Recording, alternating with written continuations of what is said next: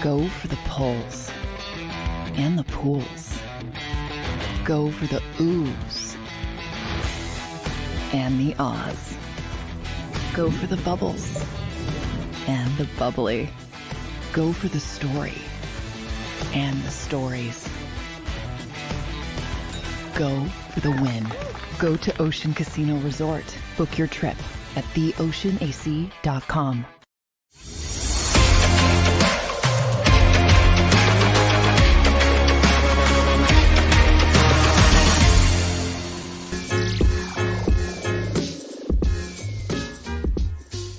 What's up, everybody? Welcome into the Philly Sports Power Hour on this Football Friday. Beautiful day in Philadelphia today, and we got a great weekend of Philadelphia sports, all culminating on Monday night in Kansas City. Big game for the Birds, but we got a great show planned for today on our Football Friday. We'll take a look at last night's Thursday night football game. I said the Bengals were going to win that game. I think they had a shot if Burrow doesn't go down, but we'll talk about that. We'll take a look around the NFL, some big games on Sunday. We'll obviously look at the matchups for Monday night between the Chiefs and the Eagles. And like I said yesterday, guys, I want to talk a little bit about Nick Sirianni and if he is the best coach right now in the NFC. So we'll get into all of it today, but I see my Power Hour crew already checking in the chat. I love it. Wine Niners wine in the house early.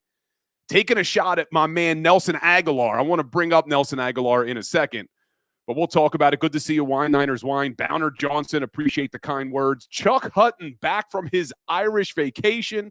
Hope you had a good trip to Ireland, Chuck. Thanks for checking in the chat. Appreciate the kind words. Billy Ray is in the house. Tampa Eagle.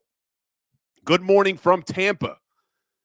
We got another person. Bowner Johnson is in Tampa as well. Good to see you. Who else we got here today? Wheels, MC. Let's get a little roll call going. Who else is here on this fabulous Football Friday? Twiz in the house. Good morning. Hope everybody's got some good plans this weekend because we get another Sunday of being able to sit on the couch watching Red Zone. As I've said before, I don't get the luxury to do that as much anymore, because we do the JAKIB Sports game day shows, which is great.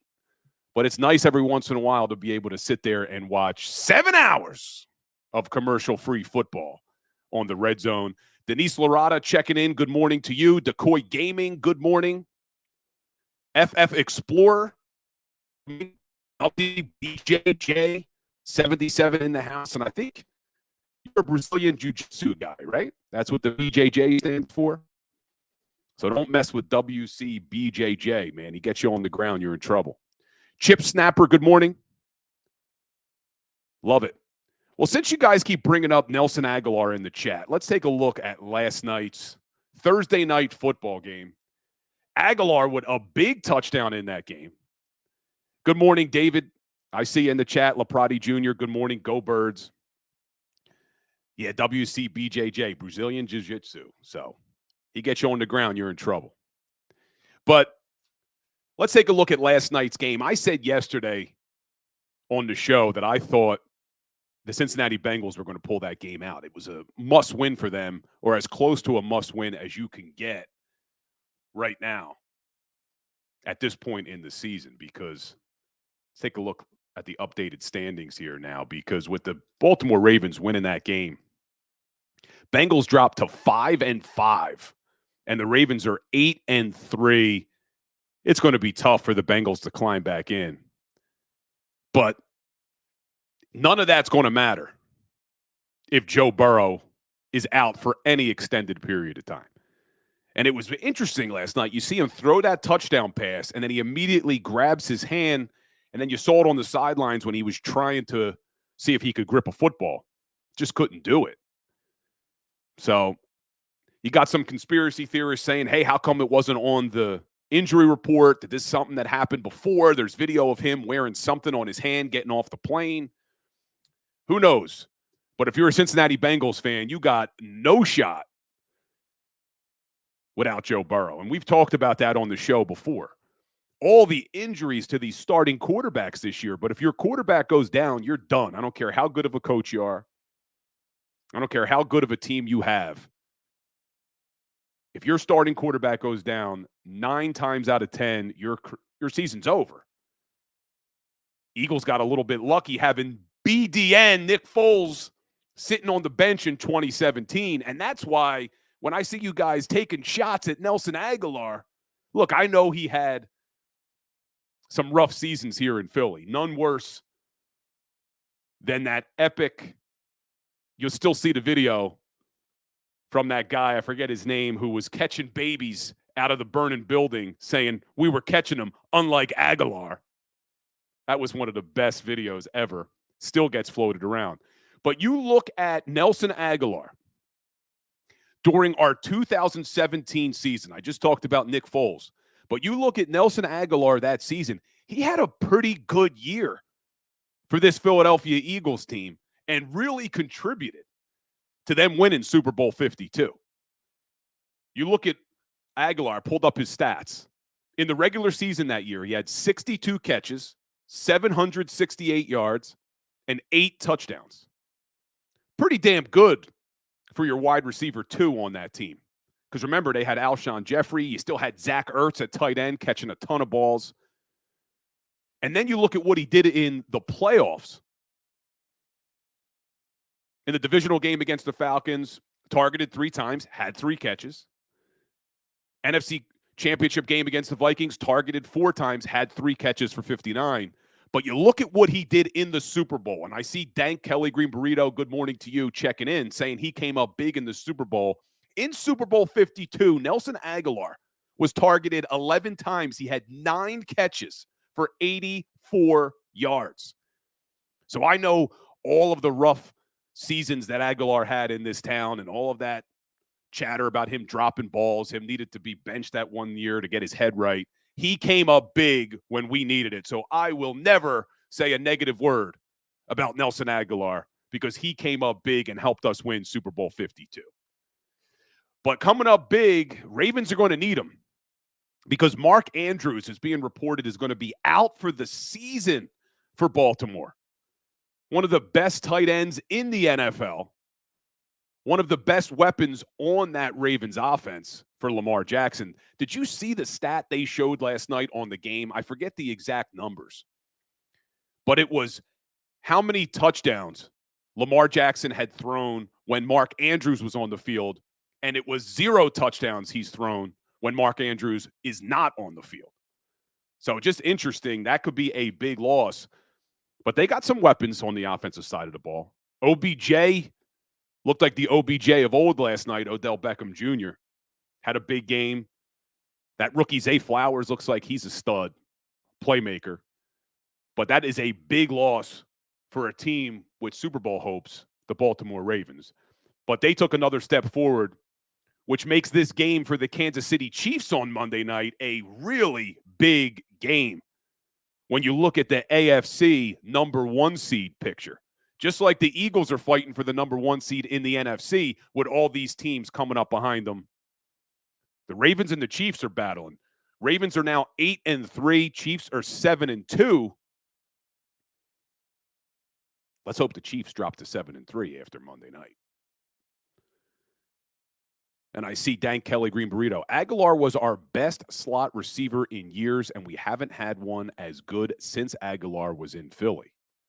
And then Andy B in the chat saying, come on, Dank. You can't be serious. Well, who else did we have that we could say was a true slot receiver? I mean, look, right now, you got A.J. Brown and Devontae Smith. I know they're outside receivers, but Devontae does work in the slot. But I'm trying to think who they've had since Agholor that could fill that slot position that you would say was leaps and bounds above Nelson Agholor. But look at us going way back. Wine Niners Wine talking about Jason Avant. Now, that's going way back. When I used to work for the Eagles, Avant was on the team. Avant was a sure-handed slot receiver. Wasn't going to beat you deep, but he was a sure-handed slot receiver. Johnny Bottles checking in. Good morning, Johnny Bottles. Do you think the weather will play a part in Monday night's game? Yeah, I find it hard to look at the weather this early. I know they already put out what the weather forecast is, but it changes, man. It changes all the time. So I haven't really even looked at it. Now you guys are just throwing out some bad names. Mac Hollins. Mac Hollins is still in the league, which is crazy. He didn't do anything while he was here. But, all right. But a good weekend of sports. Before we look at our NFL Sunday and which games we have this weekend, our Flyers have 2 big games this weekend. The 3-win-in-a-row Flyers on a winning streak, playing some good hockey. Big test on Saturday. The best team in the NHL is coming to Philly, the Vegas Golden Knights. Tomorrow, 1 o'clock. So an afternoon game in Philadelphia. Vegas Golden Knights in the house. Carlos Drew, good morning. I see you. Flooding. Chuck Hutton says they're flooding the field as we speak in Kansas City. Please don't bring up bad memories, man. Don't bring up bad memories. But 2 big games for the Flyers this weekend. We're not going to talk any Flyers today. It is a football Friday, but just 2 big games. Saturday, Vegas Golden Knights in the house at 1 o'clock. The best team in the NHL. Then they play one of the worst teams in the NHL on Sunday, the Columbus Blue Jackets. Both games are at home in Philly. Let's hope they can keep this winning streak going, but good test on Saturday. And then our 76ers, we won't do any Sixers talk today either, but big game tonight. Let's see if they can bounce back. They're on a 2-game losing streak, lost 2 in a row. That in-season tournament is tonight. If they want to do anything, if you guys are into this in-season tournament, they probably need to beat Atlanta tonight to stay in the mix for that in-season tournament. And then on Sunday, they play the Brooklyn Nets. 2 winnable games for this Sixers team on Friday and Sunday. I see Carlos Drew in the chat talking about how we need to establish the run early. We'll get there. We will get there. I will talk about this Kansas City Chiefs matchup. If you guys don't follow me already, I've told you before, head on over to Instagram at Legal Hands to the Face. I've been posting videos the last couple days about some of the matchups. One of the ones I did talk about was establishing the run early, and we will get into it today because that, like we say every week, could really be a recipe to win this football game against a Chiefs defense that has been excellent against the pass, not as good against the run, but we'll get there later on. Let's take a quick look, though, around the NFL. What games can we watch on Sunday while we wait for the big matchup on Monday night? 1 o'clock games, you got the Cowboys in Carolina against the Panthers. And the Cowboys, again, are a double-digit spread. They are favored by 10.5 in that game, coming off a game against the Giants where they were favored by, 17? So you're going to hear the Cowboys fans, I'm sure, on Monday talking about how great their team is again because all Dallas does is dominate bad teams. That's all they do. They do it better than anybody. I said it before. The Penn State of the National Football League are Dallas Cowboys. Bowner Johnson with a big prediction in the chat that Carolina will beat Dallas. Billy Ray, any chance the Panthers put up a fight against Dallas? I just don't see it, man. I don't see it. I know Frank Reich took over play calling again. Maybe that'll help a little bit. But they're just not a good team. Panthers are just not a good team. I can't imagine that they beat Dallas, but who knows? Dallas did lose to the Arizona Cardinals. Maybe our man Miles Sanders will get back on track and have a big game because he really hasn't done much in Carolina this year. But can't imagine the Cowboys lose that game to the Panthers. Another good 1 o'clock game.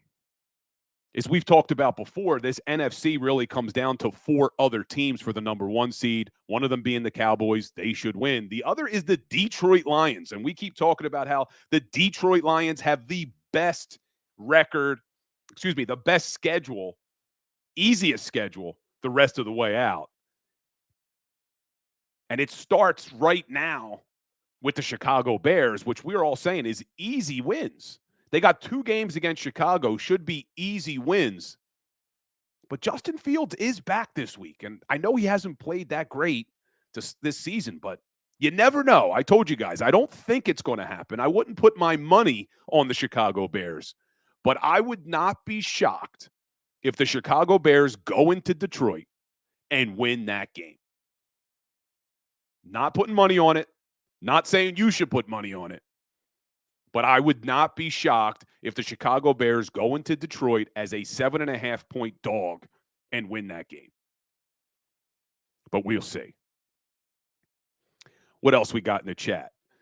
Bowner Johnson, Carolina has zero reason to win, which is exactly why it will happen. All right, Bowner Johnson, I'm going to come back on here Monday, man. And if you are right, I'm going to give you a ton of credit on Monday if the Panthers upset the Cowboys. I'll tell you what, that would make our weekend, though, wouldn't it?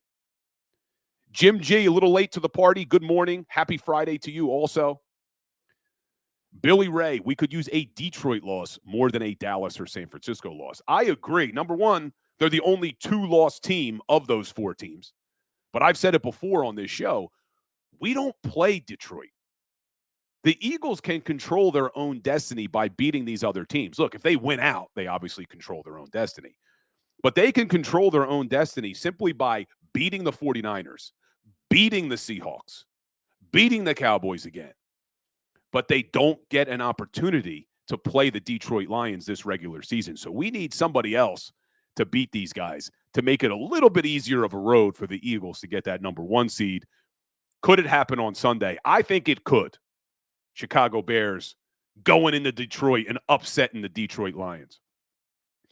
Another game, this one, it's interesting only because Antonio Pierce is doing such a good job as the head coach of the Raiders so far. But they are 13-point dogs against the Miami Dolphins. Miami should dominate that game, and I think they will. Where is that game? I think it's in Miami too, isn't it? Yeah, in Miami. I don't think the Las Vegas Raiders have a real shot there. 13-point dogs. The New York Giants, 8.5-point dogs to the Washington Commanders, and Sam Howell. Don't look now, but Sam Howell leading the league in yards. Been impressed by Sam Howell. But that game, unfortunately, doesn't really mean much for the Eagles. Already beaten the Commanders twice this season. Then you got the Arizona Cardinals, 5-point dogs to the Houston Texans. Only reason I have interest in that game is I'd like to see C.J. Stroud continue to do a good job. Seems like a real good kid, man. Easy to root for, easy to like. Doing such a good job, doing things that no rookie quarterback has ever done, C.J. Stroud. Then you got the Tennessee Titans playing the Jacksonville Jaguars as 7-point dogs. Dougie P, does he bounce back after a tough loss to the 49ers? I think he does. Pittsburgh and Cleveland. Looked like it was going to be a really good game. Now Deshaun Watson's out. But the Browns are still favored. They have such a good defense. What the Pittsburgh Steelers are doing is winning with smoke and mirrors right now. It's amazing they keep winning football games. You got the L.A. Chargers against the Green Bay Packers. Packers are dogs in that game. And I think that game is in Green Bay, if I'm not mistaken. Let's see here. Yeah, in Green Bay. So the Green Bay Packers are dogs in their own building, 3-point dogs. Then you got the Tampa Bay Bucks in San Francisco. San Francisco, 12-point favorite in that game. Probably don't see that happen. As much as we want to see the San Francisco 49ers lose, probably not going to happen this weekend. But the biggest shot I see of one of those four teams losing, so we talked about the 49ers. They probably beat the Bucks. Lions should beat the Bears, but don't be surprised if it happens. You heard it here. Dallas should beat Carolina. Then you got the Seattle Seahawks. I could see the Seattle Seahawks losing this game. I said it yesterday. It's in L.A. against a division rival, the Los Angeles Rams. And the line tells me something here. The line tells me something. So you got, what time's that game at? 4:25 in L.A. Seahawks are only a 1-point favorite in that game. So that's telling me Rams are going to win this game.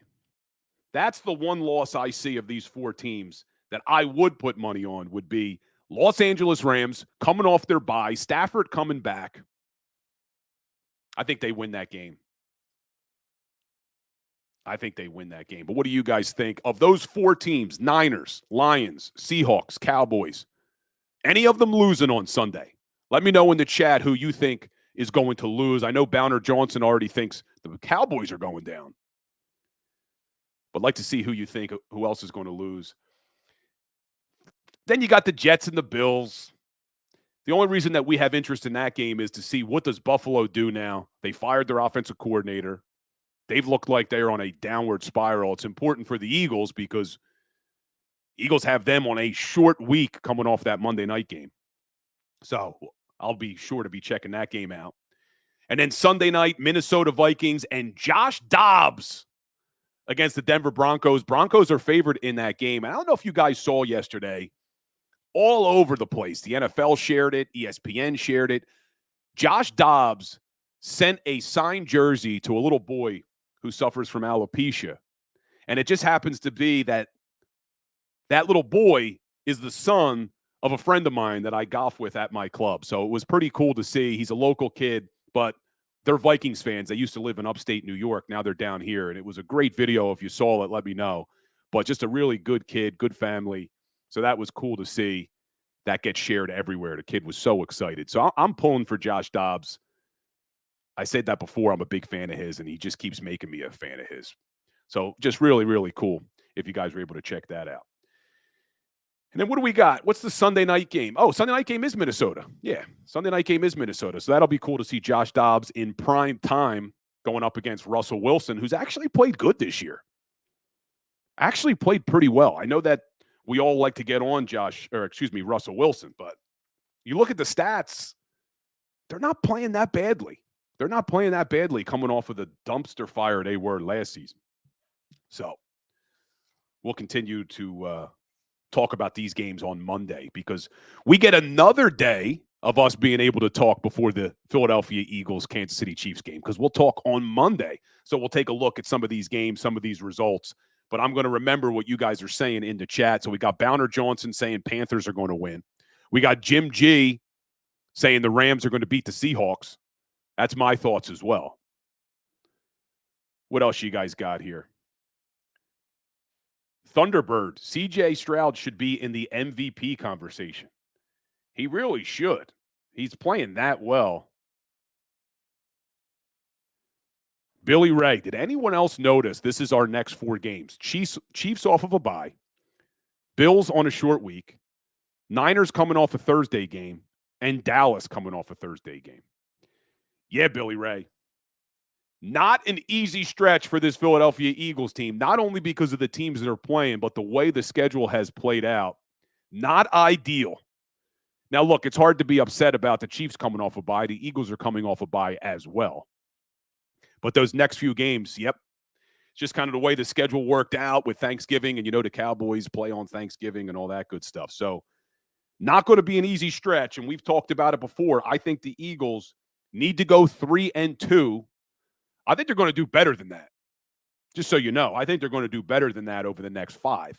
But if they go 3-2, that should go a long way to solidifying that number 1 seed. Because if they go 3-2 over the next 5, that gives them a real possibility of going 14-3.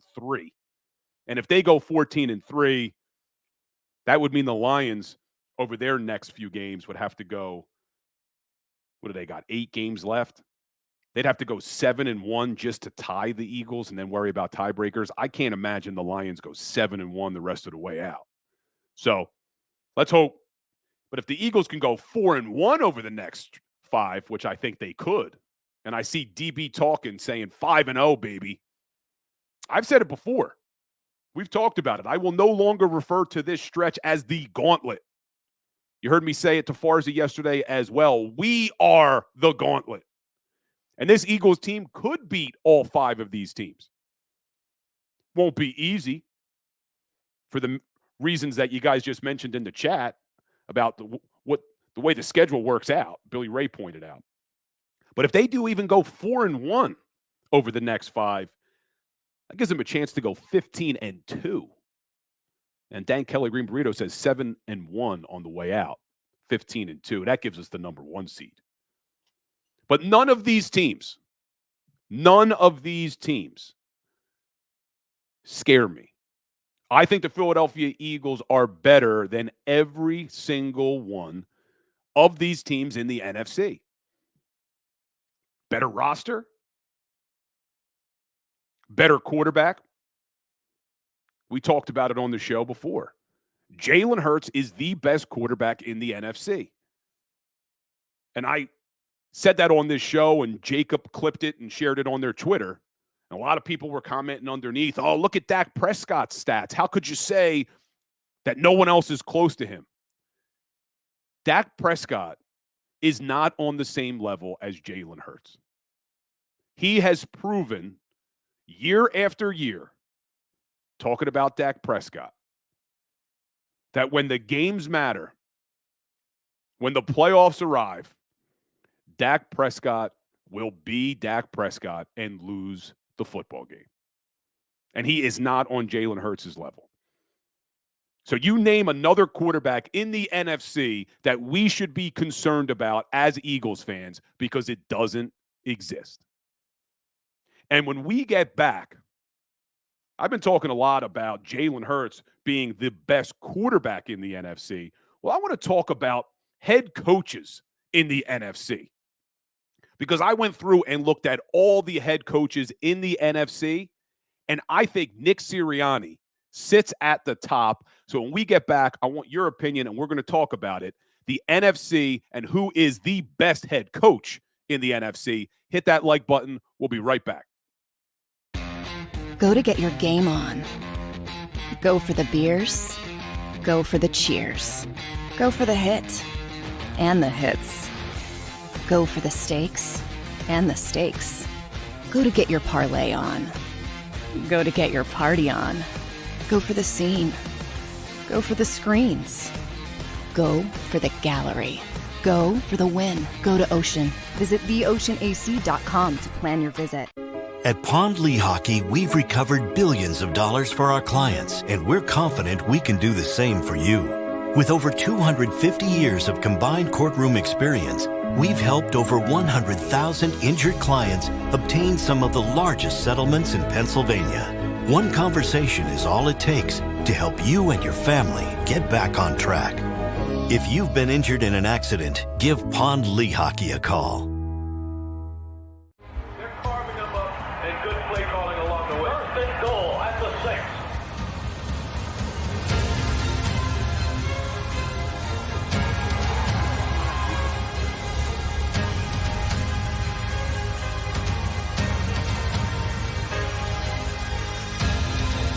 Field of life, First Trust Bank is there for you. Champions on three. 1, 2, 3. Because Philadelphia dreams deserve a Philadelphia bank.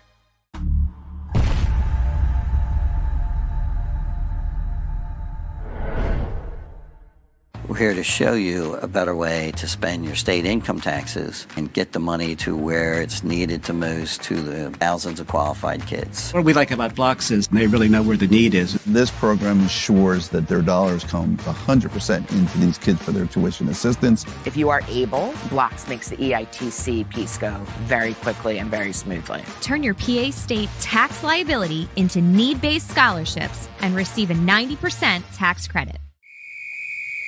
Underdog Fantasy has a way for you to play alongside your favorite football team all season long with their Fantasy Pick'em game. You pick between 2 to 5 players, select whether they'll go higher or lower on one of their stats, then do what you usually do on a Sunday, watch the games. You can win up to 20 times your money in a single game by going 5 for 5. It's a fantasy game, and the Sports Betting Show wants you to get involved. Go to UnderdogFantasy.com. When you sign up, use the promo code WIN, and Underdog will double your first deposit up to $100. That's UnderdogFantasy.com. Use the promo code WIN. Do you stream on a Roku, Fire Stick, Google TV, or Apple TV? Now you can watch 6ABC 24/7 with the 6ABC Philadelphia streaming app. For the big story on Action News, search 6ABC Philadelphia and start streaming today. EAGLES, Eagles.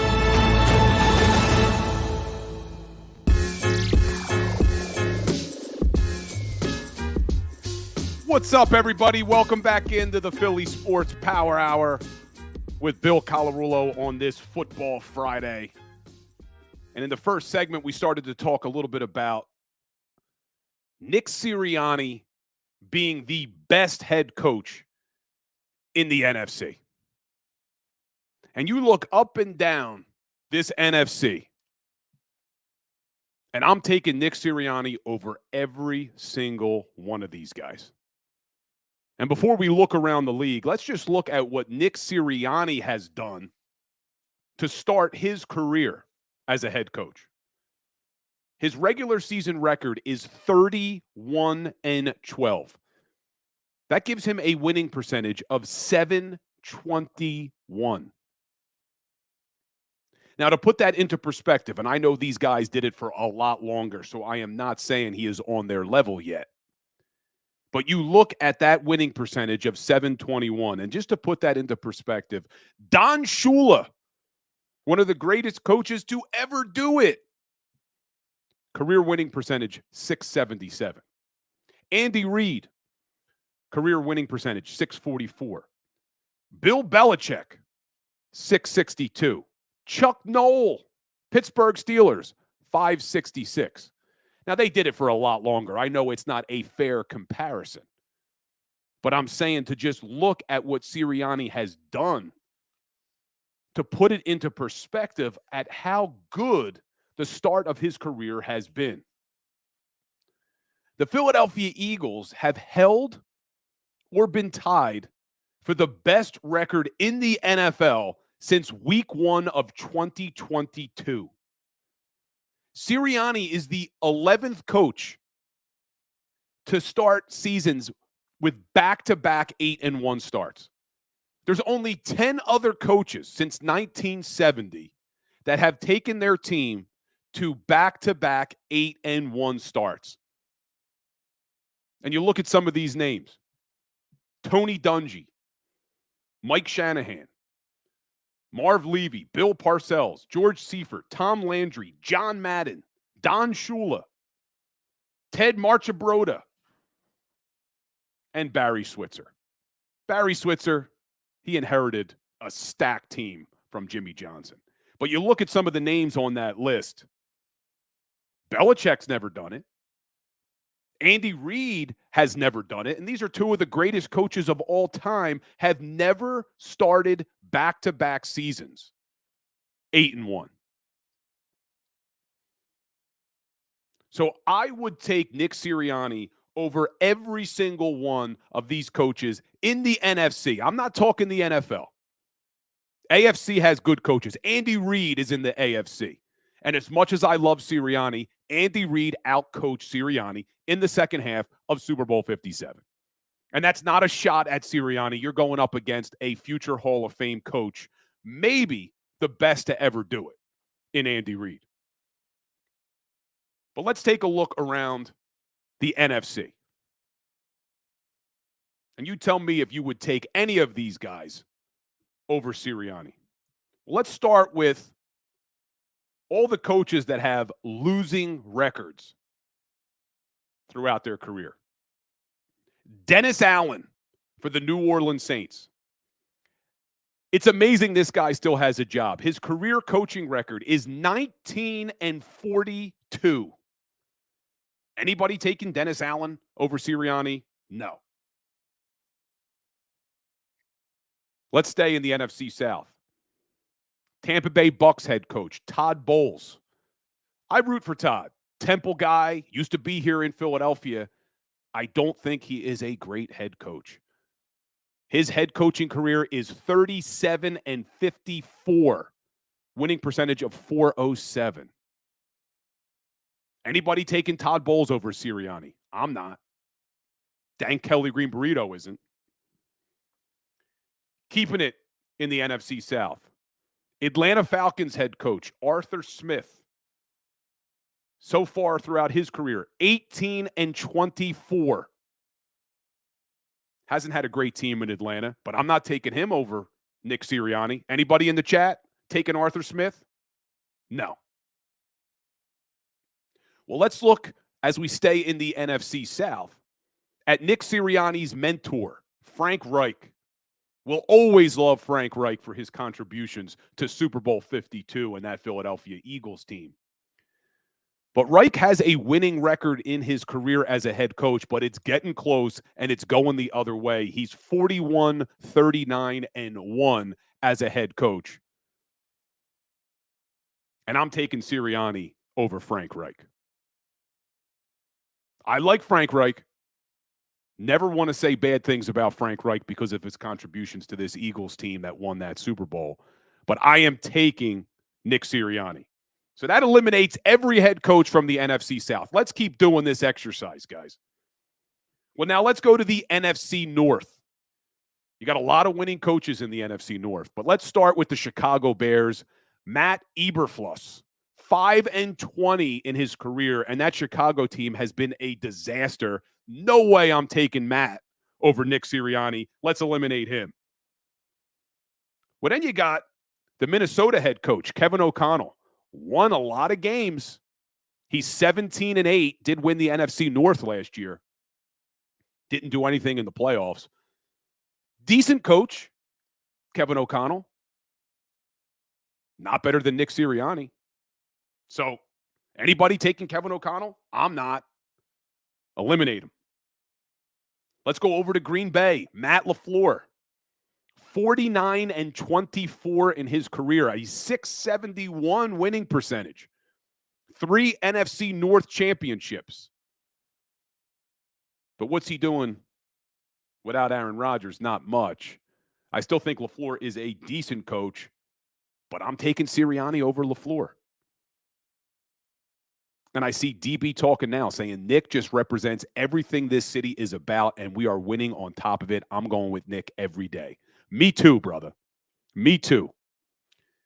And I see Bridget Tobin checked in the chat. She's a little biased, saying it's the best show ever.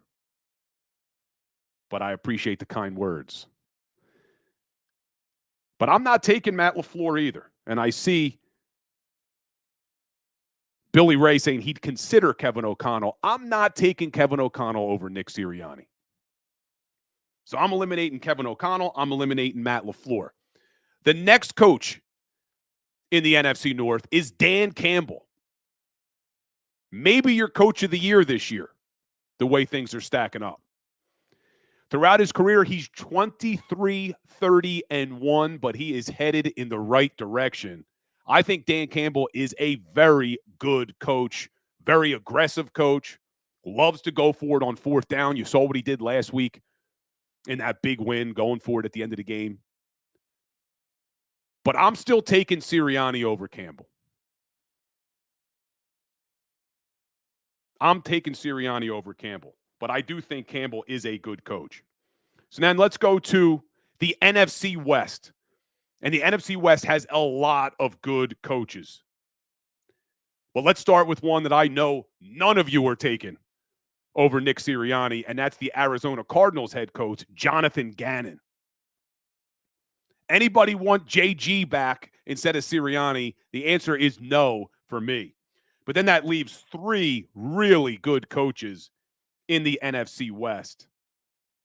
So let's put them on hold for a second. You got Pete Carroll, Sean McVay, Kyle Shanahan. Let's put them on hold, and let's bounce over to the NFC East because I don't think there's anyone in Sirianni's class of the NFC East. You got Mike McCarthy in Dallas. I know he's won a Super Bowl. I know he has a .671 winning percentage in his career. I want nothing to do with Mike McCarthy. I think he won that Super Bowl in Green Bay in spite of himself. So I'm not taking Mike McCarthy. Ron Rivera had some success in Carolina. He may not even last the rest of the year in Washington. So I'm not taking Ron Rivera either. Then you got Brian Daboll. I was a little bit nervous about Brian Daboll when the Giants hired him. I thought they finally got it right with their head coach after some of the disasters with Joe Judge and Ben McAdoo. So I'm not taking Brian Daboll at this point after seeing what's happened this year in New York over Nick Sirianni. But I do still think Daboll could be a good coach. But you're seeing really 2 completely different years from what he did last year to what's going on this year. So who knows what's going on with Brian Daboll. So I'm not taking him either. So now that leaves really, in my opinion, 3 guys that should even be in the conversation as to would you take them over Nick Sirianni in the NFC. And we have Pete Carroll for the Seahawks, Sean McVay for the Los Angeles Rams, and Kyle Shanahan for the San Francisco 49ers.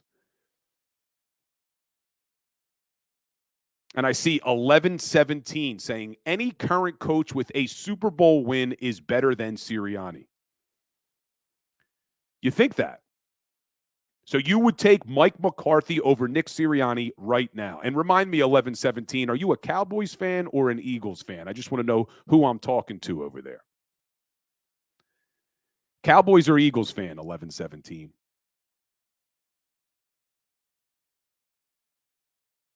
You just say, yep, I just want to know what you are. Cowboys or Eagles? So it looks like we're waiting for 11-17 to check it. Eagles.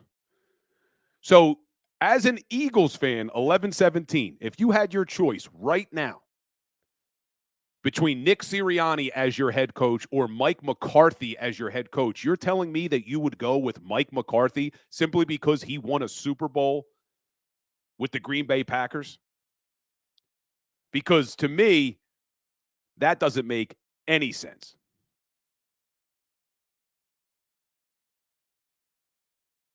Because you look at some of the decisions that Mike McCarthy has made over the years. And there is no way I'm taking Mike McCarthy over Nick Sirianni. I don't care that he has a Super Bowl ring. So, to me, this comes down to Pete Carroll, Sean McVay, and Kyle Shanahan. And I will say this.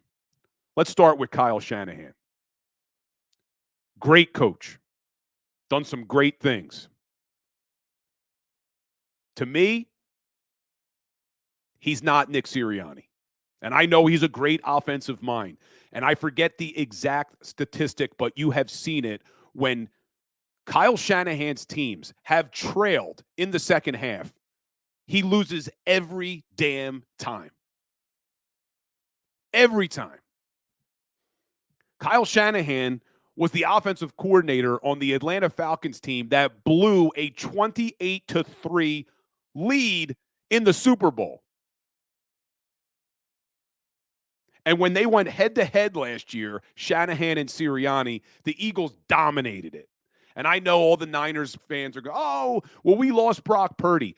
Well, your head coach, Kyle Shanahan, the genius Kyle Shanahan, decided to block one of the best defensive players in the league, Hassan Reddick, one-on-one with a backup tight end. And that's why Brock Purdy got hurt.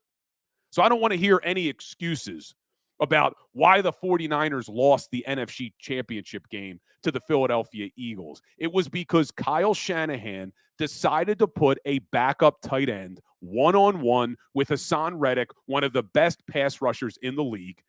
And what happened was Reddick beat him. Does that become a surprise to anyone that Reddick just completely beat this backup tight end, took Purdy out?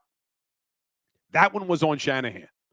So all these Niners fans who want to keep talking about how if Purdy didn't get hurt, you're the reason Purdy got hurt. That wasn't a fluke injury. It wasn't like he was running and rolled an ankle or tore an ACL. He got knocked out of that game because your coach decided to block one of the best defensive players in the league with a backup tight end. That's what's bothered us Eagles fans so much. That's why Wine Niners Wine's name is Wine Niners Wine. If it was a fluke injury, okay, maybe we could sit here and say, all right, guys, we get it. You had 2 quarterbacks get hurt with fluke injuries. No, both of your quarterbacks got knocked out of that game because they got sacked, because we had a better defensive line than the Niners did in that game last year. So I'm sick of hearing that from 49ers fans. It's getting me worked up again. So that eliminates Kyle Shanahan for me from the conversation. So now you're talking Pete Carroll and Sean McVay, 2 very good coaches, 2 coaches who have won Super Bowls. But right now, If you asked me right now who I'd rather have, and I'm not saying that you look at their total careers, that Sirianni is better than Pete Carroll or better than Sean McVay. But right now, in 2023, I'm taking Nick Sirianni. I'm taking Nick Sirianni. And when you look at all these teams and all these coaches that I'm talking about whether or not you take Sirianni or those head coaches, well, let's take it one step further. Because I think Jalen Hurts is the best quarterback in the NFC. I've told you I'd take Sirianni over any other coach in the NFC. But even if you wouldn't, even if you have questions about the quarterback being at the top or Sirianni being at the top, as standalones, is there any duo you'd rather have than Hurts and Sirianni? Because to me, now it isn't even close. Now it isn't even close. So we talked about Pete Carroll. Debatable whether or not you take Sirianni over Carroll. But would you take Sirianni and Hurts over Carroll and Geno Smith? You damn right you would. You look at Sean McVay. Debatable whether you take Sirianni over McVay. But would you take Sirianni and Hurts over McVay and Matthew Stafford at this point in Stafford's career? Damn right I would. I'm going Sirianni and Hurts. Kyle Shanahan. I told you I'm taking Sirianni over Shanahan. But even if you're up in the air on that one, would you rather have Sirianni and Hurts or Shanahan and Brock Purdy? I'm taking Sirianni and Hurts every day of the week. And then we had 11-17 talking about Mike McCarthy, that he'd rather take Mike McCarthy because he's won a Super Bowl. Well, would you rather have McCarthy and Dak Prescott or Jalen Hurts and Nick Sirianni? Jalen Hurts and Nick Sirianni or Mike McCarthy and Dak Prescott? Can't even believe I have to pose that question, 11-17. But please tell me in the chat that you wouldn't take Dak and McCarthy over Sirianni and Hurts. And now you got Wine Niners Wine throwing the GM into the mix, Howie Roseman. You look at those three, there's nobody on the Eagles level. Nobody on the Eagles level in the NFC. So I wanted to do this exercise because we are in a good spot, man. We are in a really good spot. Sitting here 8-1, best record in the NFL. Really, the only thing that matters, the best record in the NFC. And you have the best head coach, quarterback combination by far in the NFC. And I don't even think it's close. I don't even think it's close. And I'm not just saying these things to say them. We just went through and looked at all of the coaches in the NFC. And when you add their quarterback in the mix with it, Sirianni and Hurts are leaps and bounds above every other duo in the National Football Conference. But Monday night isn't up against one of these NFC opponents. It's up against one of the best teams in the AFC. And when you talk about the combo and the duo of Sirianni and Hurts, there's a pretty damn good one on the other side on Monday night in Andy Reid and Patrick Mahomes. Maybe the best to ever do it. We'll see how long they continue to do it. But they may go down as one of the best duos of all time with Andy Reid and Patrick Mahomes. But I appreciate all you guys engaging in the chat. I love it. And 11-17, just because I disagree with you about McCarthy doesn't mean I don't love the fact that you are engaging in the chat. I love that you guys share your opinions. I love that you're here every day on the Power Hour. which I've said before, is not my show. It's our show. So continue to keep engaging in the chat. Love to hear from all of you guys. And if you're not already following me on Twitter at Bill Colarulo, Instagram at Legal Hands to the Face, give me a follow when the show is over and send me messages. Engage. Let me know things you want to talk about. Let me know your opinions on things. I post a lot of content, a lot of videos about our Philadelphia Eagles on those pages. Let me know what your thoughts are. Rich McClatchy, I appreciate that, man. I do appreciate you saying we have a great show. I appreciate it. Dank Kelly Green Burrito. When Sam Howell leads the NFL in passing yards, it's just a weak year for quarterbacks. Teams have adjusted. You know, the thing is, Dank Kelly Green Burrito, it's also because I think the Commanders have been down in a lot of games, forcing to throw the football. But Sam Howell has impressed me. He's impressed me with the beating he has taken back there. The fact that he still has the amount of yards that he has is crazy. Wow, now David Laprati Jr. puts out a great question.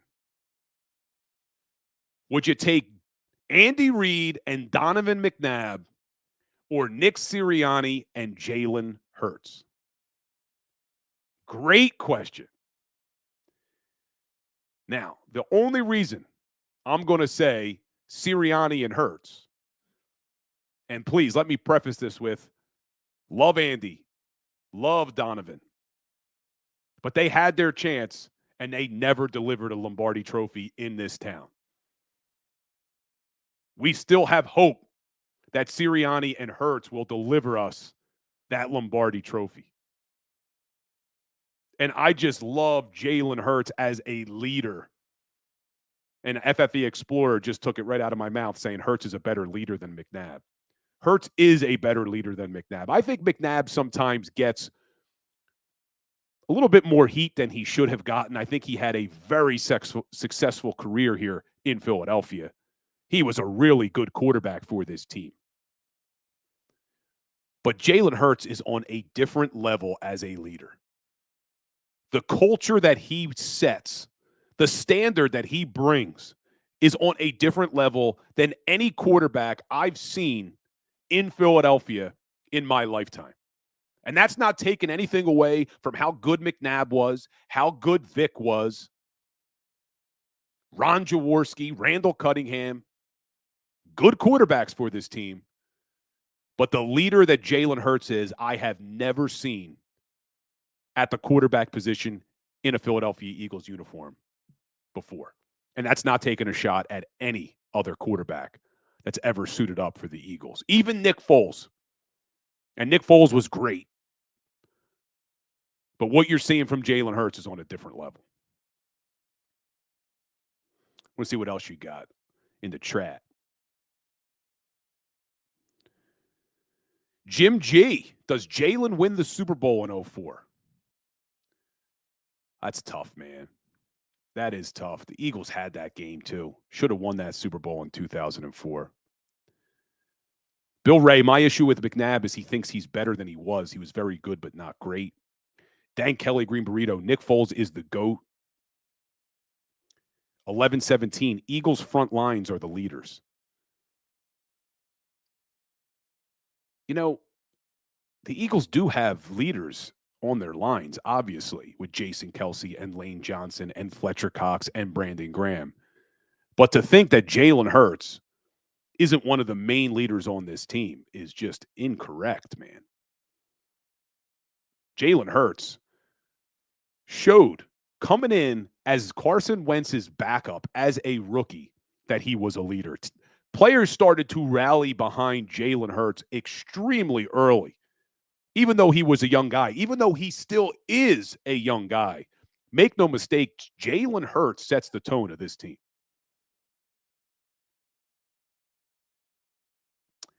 You Hate Me 856 says McNabb was great. Wish he had the roster the Eagles have now. Now, that is the one thing about Donovan McNabb. You look at what he was able to do with the receivers that he had throughout his career, and it is impressive. Outside of 2004, when they gave him Terrell Owens, he never had a stud wide receiver. He was throwing the guys like Hank Baskett, Todd Pinkston, Reggie Brown. You know, they gave him D-Jax, and he had a lot of success with Deshaun Jackson. I think he played with Jeremy Maclin for a little while. But Donovan never had that stud wide receiver outside of that year in 2004 with T.O. And when he did have Deshaun Jackson, D-Jax, I think, was a rookie that year, if I'm not mistaken. So McNabb did a lot not having some great wide receivers. But guys, you've said it before, and I'm going to agree with you. This hour goes way too fast. So we weren't able to really look at the matchups for Monday night. But the good news is we will be back here on Monday at 10 o'clock, and we will take a look at all the matchups between the Philadelphia Eagles and the Kansas City Chiefs. And if you want a little teaser, head on over to my Instagram because I'm already posting videos about this matchup. I posted a video about the running game, the Kansas City Chiefs running defense. I posted a video about how both teams can really get after the quarterback. So take a look at that one about sacks. I got some more coming about turnovers and takeaways, passing defense versus that passing offense. So head on over at Legal Hands to the Face or on Twitter at Bill Colarulo. If you're feeling up to it, follow me on both. But send me messages. Let me know things you want to talk about. Let me know your opinions underneath videos about things I'm talking about. I really do appreciate the engagement. But like we end every single show with a little Today in Sports History, this one I thought was interesting. November 17th, 1940, the Green Bay Packers became the first NFL team ever to travel by plane. How about that? November 17th, 1940, the Green Bay Packers, first team to ever travel by plane. Now we got teams going to Germany, London. We're international now, baby. But November 17th, 1940, the Pack were the first team to travel by plane. And before we head out, just checking in some of the stuff in the chat. Jim G, need a longer show, Bill. I appreciate it. You have an awesome weekend. Tank Kelly Green Burrito, I just want to thank my hands for being so great. He's talking about Freddie Mitchell, who FF Explorer talked about, the people's champion, 4th and 26. David Laprati Jr., Brian Westbrook was the best player. Loved B. West. Loved B. West. Was so happy when they drafted him out of Villanova that year. Billy Ray, let's up this to 2 hours on Monday. We will see, DB talking. We will see, Billy Ray. But have a great weekend, everybody. I appreciate you all being here. Enjoy your Sunday watching football, watching the Red Zone. Check out those 2 big Flyers games Saturday and Sunday. Big Sixers game tonight. Another big Sixers game this weekend. So I will see all of you guys on Monday. Enjoy the weekend. Hopefully I'll see some of you on my social channels. Engage with me there. But as always, guys, look at me stuttering under my words. I'm ready for Friday night. But as always, guys, go Birds. Have a great weekend. I'll see you Monday. Go for the polls and the pools. Go for the oohs and the ahs. Go for the bubbles and the bubbly. Go for the story and the stories.